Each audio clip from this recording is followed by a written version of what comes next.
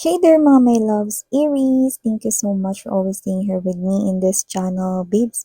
So bago tayo mag-start na inyong reading, Aries, let me just greet ang mga bago muna.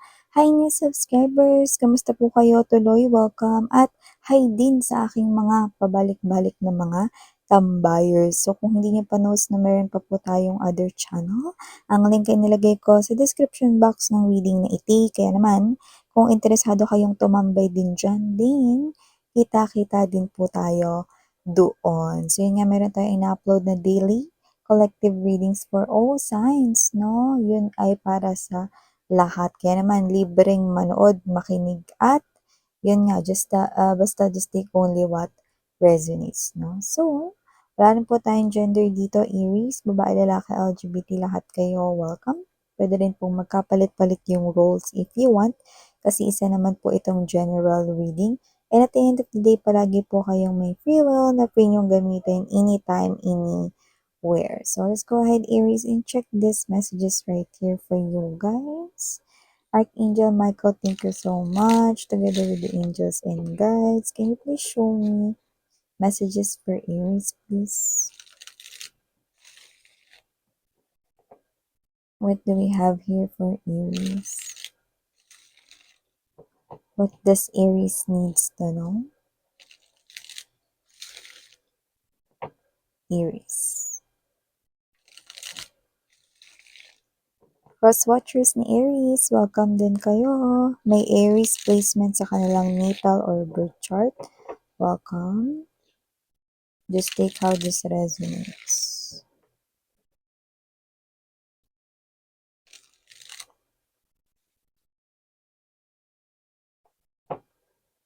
Okay, so let us see, para ilatag naman natin sa ating table ang lahat ng mga energies before we start reading. So we have here for you guys the Page of Coins. Present din here ang Death energy. We also have here this Ace of Swords energy, Ten of Wands, Two of Cups, the Knight of Cups, One of the deck, Three of Pentacles, Six of Cups, and the Judgment card energy.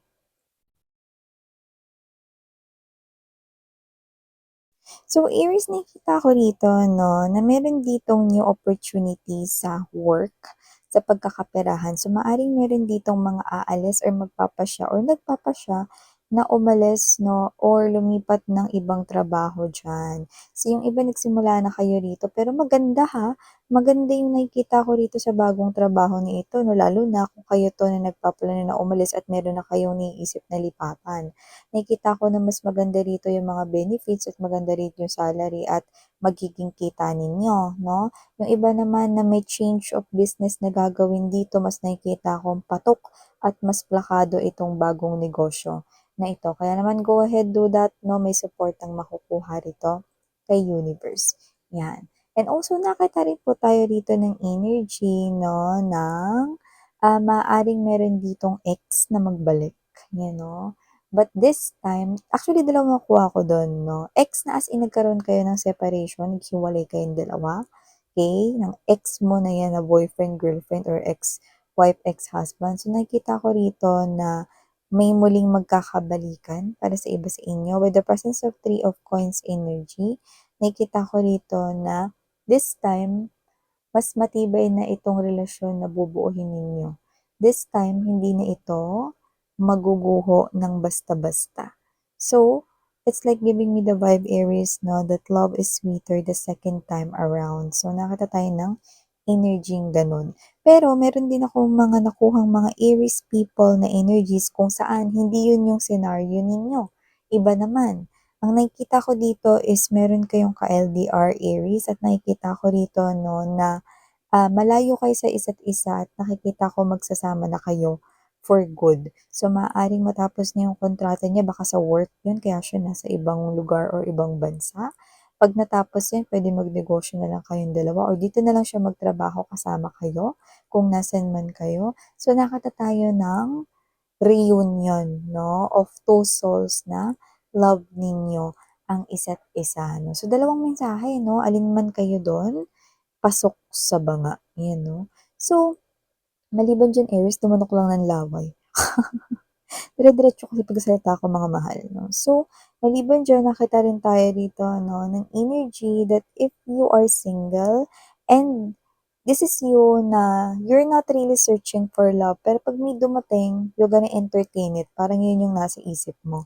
Well, may parating na 'no, knock, knock, knocking at, on heaven's door. So, kung ano man ito 'no, this new individual right here 'no, will take you to heaven or will take you 'no, to a different type of love situation. So, nakikita ko rito that you can entrust your heart with this person at pwede mo siyang pagkatiwalaan talaga. So, nakikita ko that this new love right here 'no, will start blooming, 'yan mga babes 'no, January. For some reason, maaring makilala niyo siya this January 2025, pero yung iba 'no, maaaring, mas maaga diyan, like let's say December 'no, pero yun nga wala tayong time period dito pero binanggit tayong January kasi nakita natin, okey? So, whatever the case may be, just take how this resonates 'no. That type of individual is someone na posibleng medyo kakaiba, puwedeng may half siya, puwedeng foreigner, 'yan 'no, or someone here 'no na parang medyo iba siyang pumorma. 'Yan 'no. Pero hindi naman yung ano hindi naman yung baduy or hindi naman yung parang OA yung porma 'no. Ang ibig ko sabihin dun is parang kakaiba siya na pumorma pero magaling siya magdala, ano, hirap naman i-explain nun. Basta parang ano, kunwari yung damit nagmumukhang elegante kahit na hindi naman yun branded, may gano'n, example lang yun para ma-gets mo, mahal 'no.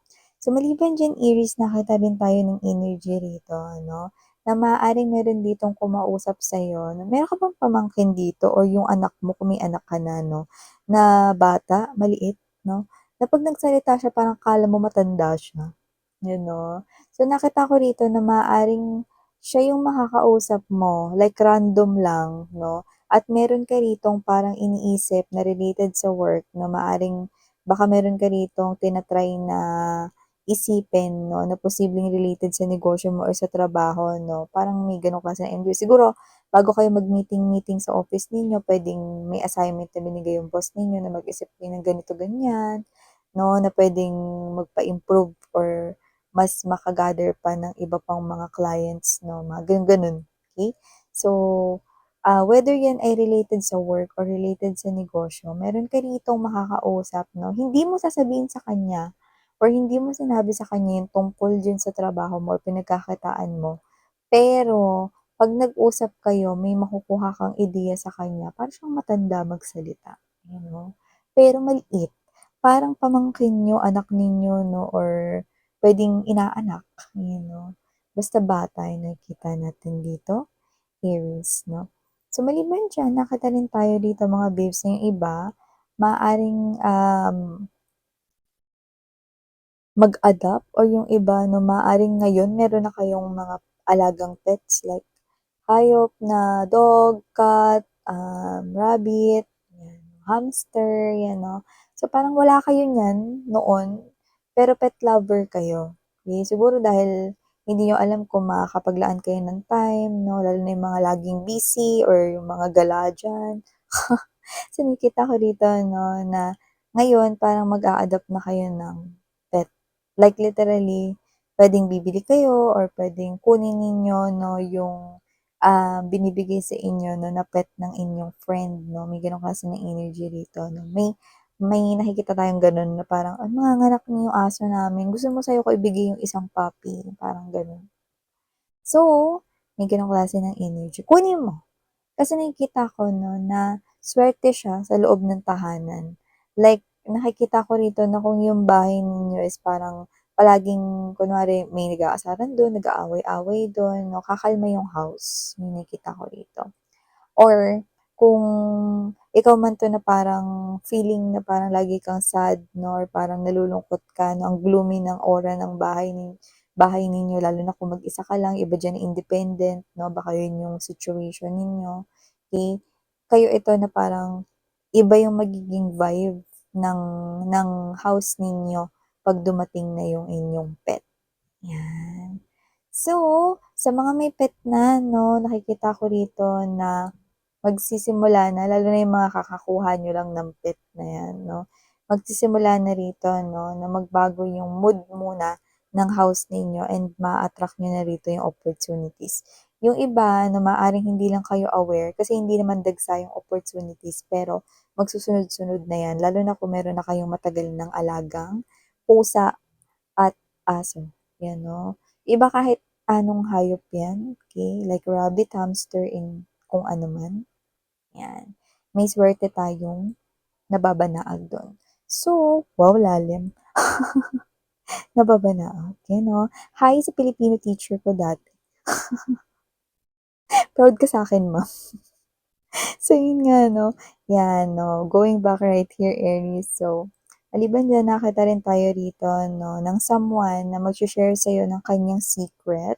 Okay, so this is a friend, yun yung pinaka nakukuha natin dito.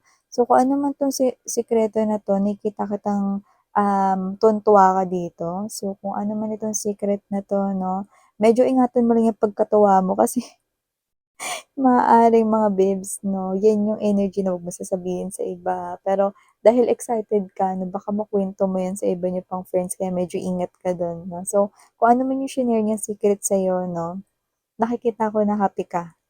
Na nangyari sa kanya yun or nangyayari sa kanya yun kung ano man yun, 'no? So, 'yan merong secret dito na babanggitin ng iyong friend. So, nakita ko na sa'yo ng options, okey. Meron ditong options na nagpapakita, puwedeng dalawa pero puwede rin naman na higit sa dalawa, okey, 3 o 4 na options 'no. Kung ano man 'yan na maging malinaw tayo, hindi po 'yan tao, okey?